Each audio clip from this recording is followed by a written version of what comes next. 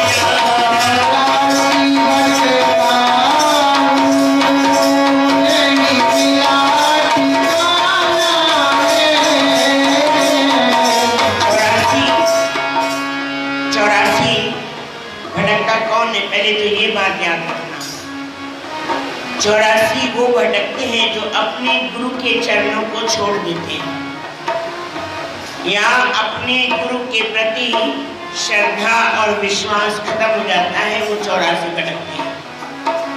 या जो गुरु आज्ञा करते हैं कि भाई ये नाम जो तुमने लिया है इसको डेली सुबह शाम नित्य नेम से जपा करो, अगर नहीं जपोगे तो ऐसे ही 84 में जाओगे। तो हम जो भजन करने वाले हैं, जो भक्ति करने वाले हैं, जो नाम सुमरन करने वाले हैं, वो कभी 84 में नहीं जाएंगे। आप सदगुरु महाराज जी के जीवन चरित्र में पढ़ लीजिए कि नारद मुनि को भगवान खुद जब कहते हैं, उसको बताते हैं, सत्संग में जाते थे तो वो मिट्टी निकाल करके कहीं और फेंक देते थे। तो किसी पार्षद ने कहा यहाँ कोई नारद आकर के बैठता है, हमें डेली यहाँ से मिट्टी उठानी पड़ती है। प्रेम से बोलो श्री राम। तो नारद जी ने भगवान से कहा, आपने मुझे डायरेक्ट मतलब आपने मुझे क्यों नहीं कहा कि मैंने नाम नहीं लिया? बोले आप पढ़े लिखे हो, पढ़े लिखे मतलब जानने वाले हो, सारे शास्त्रों की ज्ञाता हो। अगर मैं आपको बोलता कि जाकर के गुरु दीक्षा लेकर के आओ और आप पूछते मेरे से बड़ा कौन, मेरे से बड़ा कौन, तो आपके अंदर में शंका पड़ जाती, मेरे से बड़ा कौन है? मैं इतना पढ़ा लिखा हूँ, उसके बाद भी अभी भी मुझे गुरु दीक्षा की जरूरत है क्या? प्रेम से बोलो श्री राम। तो भगवान विष्णु ने नारद जी को कहा कि जाकर के आप नाम लेकर के आओ। बोले किससे नाम लूं? बोले पूर्व दिशा में जाओ, जो पहले मिले। क्या मिले? जो पहला व्यक्ति मिले, चाहे वो कुछ भी हो, कैसा भी हो, आपको उससे नाम लेना है। प्रेम से बोलो श्री राम। तो नारद मुनि चले और जब दरवाजा खुला, पूर्व दिशा का दरवाजा खुला, तो वहां एक व्यक्ति बैठा था जो पक्षियों को फंसाता था, पक्षियों को फंसाता था और बेच करके बाजार में उसका जो भी पैसा मिलता ले आता था। प्रेम से बोलो श्री राम। तो नारद मुनि ने उनसे पूछा कि मुझे आपसे नाम चाहिए। वाह वाह। और मैं तो नारद मुनि ने कहा कि मुझे आपसे नाम दीक्षा चाहिए, गुरु दीक्षा चाहिए। तो पक्षी जो मारने वाला था, मारी बोलो या शिकारी बोलो, शिकारी ने कहा मुझे चुप रहना अच्छा लगता है। क्या रहना अच्छा लगता है? चुप रहना। क्यों चुप रहना अच्छा लगता है? क्योंकि अगर मैं शोर मचाऊंगा तो पक्षी फंसेंगे नहीं, इसलिए मुझे चुप रहना अच्छा लगता है। प्रेम से बोलो श्री राम। तो उन्होंने उनको चुप रहने का मंत्र दिया। हम सिंधी में बोलते हैं माठ। सिंधी में क्या बोलते हैं? माठ। माठ माना चुप, माठ माना चुप, माठ माना चुप। चुप रहना अच्छा होता है, कहीं ज्यादा बोलने की जरूरत नहीं होती है, अपने आनंद में रहना चाहिए। प्रेम से बोलो श्री राम। तो नारद मुनि कहने लगे कि आप तो शिकारी हो पर मंत्र इतना अच्छा है। क्या है मंत्र? कितना? कौन सा है मंत्र? चुप रहना। अगर किसी को बोला जाए कि भाई आप 5 दिन मौन रखो, रखेंगे? वो ना पेट में गड़गड़ होना शुरू हो जाएगी, गड़बड़ होना। अरे भाई जब तक हम बोलते नहीं तब तक हमें चैन नहीं आता। इसलिए तो हमारी सारी एनर्जी बाहर चली जाती है। आंखों से, बोलने से, देखने से, खाने से, पीने से हमारी सारी एनर्जी बाहर चली जाती है, इसलिए तो हमारी बैटरी डाउन हो जाती है। प्रेम से बोलो श्री राम। तो नारद जी ने कहा कि गुरु कौन सा मिला मुझे? शिकारी। कौन सा मिला? शिकारी। भगवान विष्णु को कहने लगे गुरु तो मिला पर शिकारी मिला। प्रेम से बोलो श्री राम। नारद जी बोलते हैं, नारद जी आपने अपने गुरु की निंदा की है। क्या किया है? आपने अपने गुरु की निंदा की है। प्रेम से बोलो श्री राम। एक माता जी आई, सुन रही होंगी, वो सत्संग भी सुन रही, लाइव चल रहा है, सुन रही होंगी। एक दिन आई माता जी, कहने लगी मुझे गुरु बदलना है। क्या कहने लगी? बोले गुरु तो नहीं बदल सकते। बदल सकते हैं? गुरु सस्ते में मिलते हैं क्या? बोले मेरे गुरु, अब मेरे को गुरु बदलना है। मैंने बोला ऐसा तो नहीं हो सकता, बाकी आपकी श्रद्धा है, आप अपने गुरु के पास बैठो, आप गुरु की मूर्ति के पास बैठो और गुरु जी से आप क्वेश्चन करो, आपको जवाब मिलेगा। अगर जवाब नहीं मिलता तो फिर वापस आना। प्रेम से बोलो श्री राम। सुबह सुबह वो बैठी ध्यान में, जैसे उसको ध्यान बताया हुआ था, ध्यान में बैठी और क्वेश्चन लिख के अपने गुरु जी की गद्दी के नीचे रख दिया। रात को नींद में उनके गुरु जी ने उसको जवाब दिया, गुरुजी ने जवाब दिया। फिर दूसरे दिन आई दौड़ती दौड़ती, महाराज मुझे गुरु नहीं बदलना है। प्रेम से बोलो श्री राम। तो मैंने पूछा क्यों? बोले जैसे आपने कहा था, मैंने क्वेश्चन गुरुजी की गद्दी के नीचे रखा और रात को मेरे को गुरुजी ने जवाब दिया। मैंने बोला अभी और बदलो। हम गुरु ऐसे बदलते हैं पैसों में। प्रेम से बोलो श्री राम ना। 500 का नोट दिखाया, गुरु बदल गए। प्रेम से बोलो श्री राम। ऐसा नहीं होता है। गुरु तो गुरु होता है, पति तो पति होता है, पिता तो पिता होता है, माँ तो चाहे अपनी मौसेरी मासी भी हो ना, वो भी माँ सी, माँ नहीं। जो माँ प्यार कर सकती है, मार सकती है, वो दुलार भी कर सकती है और बना भी सकती है। प्रेम से बोलो श्री राम। तो नारद जी को भगवान विष्णु ने कहा तुमने अपने गुरु की निंदा की है। बोले निंदा? बोले हाँ। बोले आपने बोला ना मेरा गुरु शिकारी है। बोले फिर? बोले अब तो 84 भोगनी पड़ेगी। क्या भोगनी पड़ेगी? बोले वो कैसी होगी? इसलिए गुरु महाराज ने 84 बटका नहीं मिला ठिकाना है।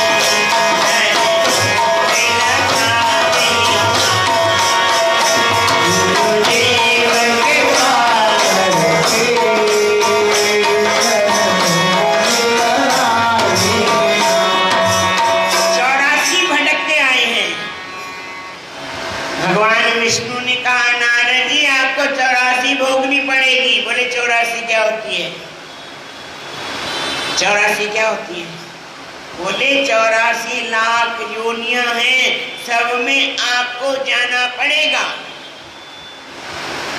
बोले जो ये पढ़ा लिखा इतनी पढ़ाई की है वो, बोले आपने अपने गुरु की क्या की है? देखो मंदिर में बैठते हैं, दरबार में बैठते हैं, सत्संग में बैठते हैं, पर बैठे बैठे हुए भी कभी न कभी ये बात वो बात कह जाते हैं, पर ये नहीं पता कि हम निंदा किसकी कर रहे हैं। प्रेम से बोलो श्री राम। मैं अपनी आज की बात बताता हूँ, अनुभव की बात। अभी दोपहर को सो रहा था, बाबा जी को याद कर रहा था। मैंने कोई बात देखी, मैंने राम को भी बताया। बाबा जी कहते हैं चिंता क्यों करते हैं, मैं तेरे साथ में तो इतना रोया कि मुझे अकेला क्यों छोड़ गए, इतना रोया मेरे को भी अपने पास ले चलो। बोले नहीं, सत्संग कौन करेगा, सत्संग कौन करेगा, तेरे को इच्छा थी ना सत्संग करने की, अब तू बैठ के कर, हम सब सुनते हैं, उसकी चिंता मत कर, हम तेरे साथ हैं। प्रेम से बोलो श्री राम। जिसकी गुरु की छाया, गुरु का हाथ जिस पर रहता है, तो वो कभी अपने आप को अकेला मान सकता है क्या? प्रेम से बोलो श्री राम। इसलिए कभी भी भूल करके भी ऐसी गलती ना करे कि मेरा गुरु ऐसा है ना बाबा, नरक में जाओगे। प्रेम से बोलो श्री राम। गुरु तो गुरु ही होता है, गुरु तो भगवान ने लिख रखा है, ये तेरे को जीवन में ये गुरु मिलने वाला है। देखो पलवल में रहते थे, पहले संत कोई और मिले थे, उसके बाद कोई और मिल गए, कैसे लिखा हुआ था ना। मेरी माता जी बोलती थी, ये बच्चा मैंने आपको दिया, ये हमारी मीनू बहन जानती है बाबा गोपाल दास जी को, वो कहते थे ये मेरा नहीं है, किसी और का है। फिर कहाँ पहुंचा दिया।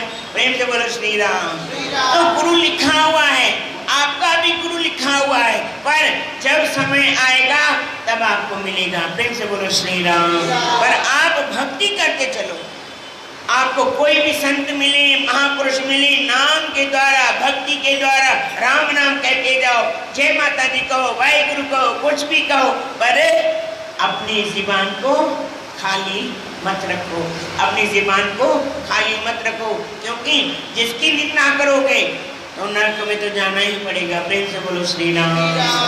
तो नारद जी से ने पूछा, ये मेरी 84 कैसे कटेगी, ये 84 बताओ भाई कैसे कटेगी। बोले जिसकी निंदा की है उन्हीं के पास जाओ। प्रेम से बोलो श्री राम। बोले जिनकी निंदा की है उनके पास जाओ। अब सुबह फिर उसी शिकारी के पास, जो गुरु जी थे, उनके पास आए। बोले भाई भगवान विष्णु ने कहा है कि मेरे को 84 भोगनी पड़ेगी। 84 बताओ क्या है। बोले मैं एक युक्ति देता हूँ, एक युक्ति देता हूँ। बोले हाँ बताओ। बोले भगवान विष्णु से 84 का नक्शा बनवा लेना। क्या बनवाना? 84 का नक्शा बनवा लेना, फिर उस पे लोटपोट हो जाना। फिर बोले कहना ये भी 84 आपकी, ये भी 84 आपकी, और वो भी। युक्ति किसने दी? किसी ने दी। तो इस जीवन में हमें पार करने वाला कौन है? इस जीवन में राह दिखाने वाला कौन है? इस जीवन से हमें बाहर निकालने वाला कौन है? ये हमारे गुरुदेव हैं। इसलिए हम जितनी श्रद्धा रखेंगे उतना उसका फल भी हमें मिलेगा। प्रेम से बोलो श्री राम। सतनाम साखी। इसलिए कभी ये मत भूलो कि हमारा कोई नहीं है, हमारा कोई नहीं, हम कैसे पार होंगे। अरे गुरु तो गुरु होते हैं, कभी ना कभी तो हाथ रखेंगे, अब कभी ना कभी तो हमारा बेड़ा पार होगा। ऐसा हो ही नहीं सकता कि हमारा बेड़ा पार न हो। प्रेम से बोलो श्री राम। गुरु की कृपा तो बनी रहती है, इसलिए कभी भी जीवन में मत घबराओ। जब भी घबराना, जब भी कोई ऐसी शंका या कोई भी ऐसी बात आए, तो मन में अपने गुरु को क्या करना? अपने गुरु को याद करना। देखो गुरु आते हैं और हाथ पकड़ के बाहर ले जाते, चलो भाई चलो, चलो भाई चलो। पर हमारी शंकाएं, हमारे अंदर में वहम, हमारे अंदर की घटनाएं वो पीछा नहीं छोड़ती। प्रेम से बोलो श्री राम। जब तक हम इस संसार से अपना पीछा नहीं छुड़ाएंगे ना, तब तक हमारा कल्याण होने वाला नहीं है। प्रेम से बोलो श्री राम। एक घटना और बताता हूँ। सदगुरु स्वामी टेवना महाराज किसी गांव में उनका जाना हुआ। तो वहाँ कोई एक बड़ी उम्र का व्यक्ति था, बड़ा बूढ़ा था। महाराज जी को कहने लगा, महाराज जी मुझे भी अपने साथ लेकर के चलो। प्रेम से बोलो श्री राम। ना बड़ी उम्र वालों का दिल करता है कि चलो मंदिर में रहे, और जब मंदिर में पहुंचते हैं तो फिर क्या होता है? क्या होता है?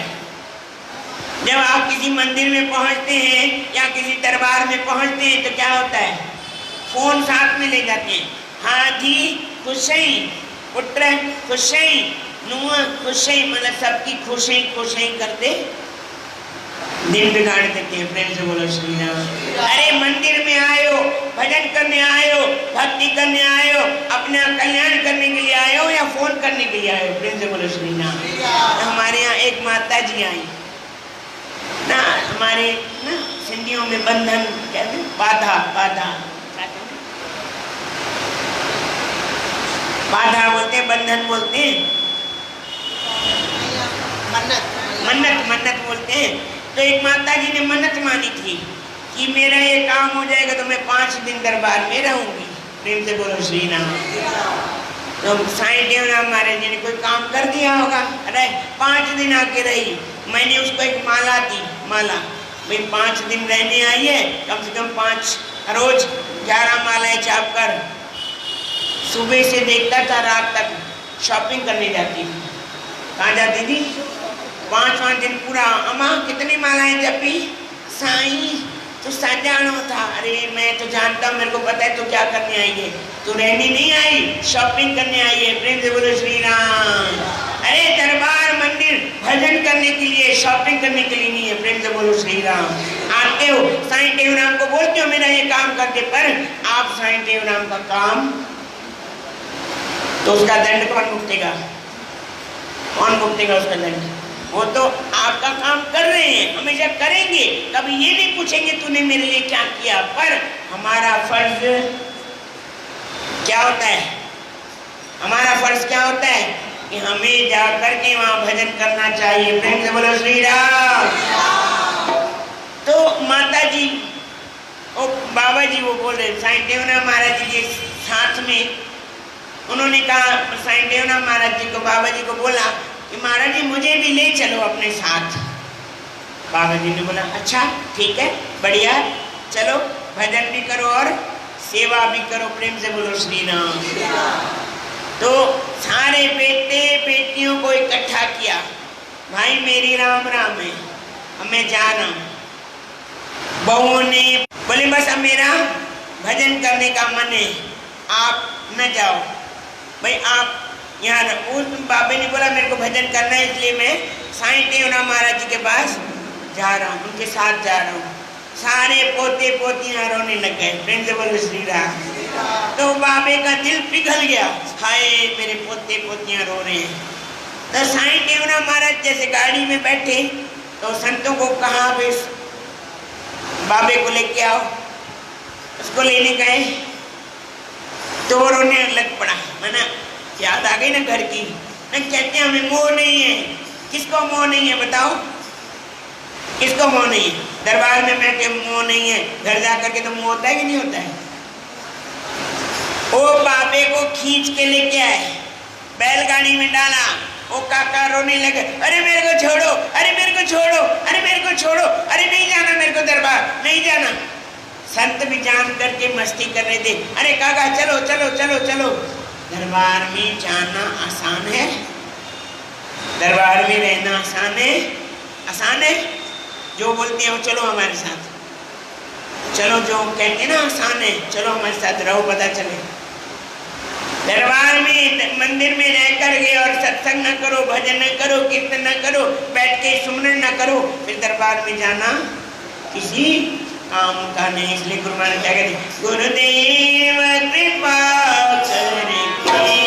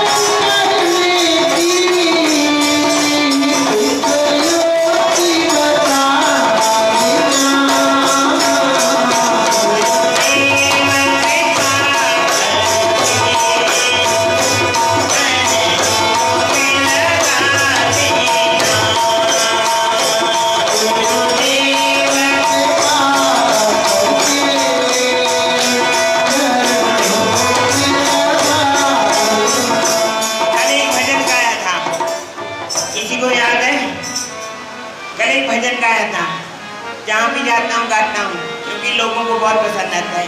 कौन सा था? मेरे सतगुरु तेरी नौकरी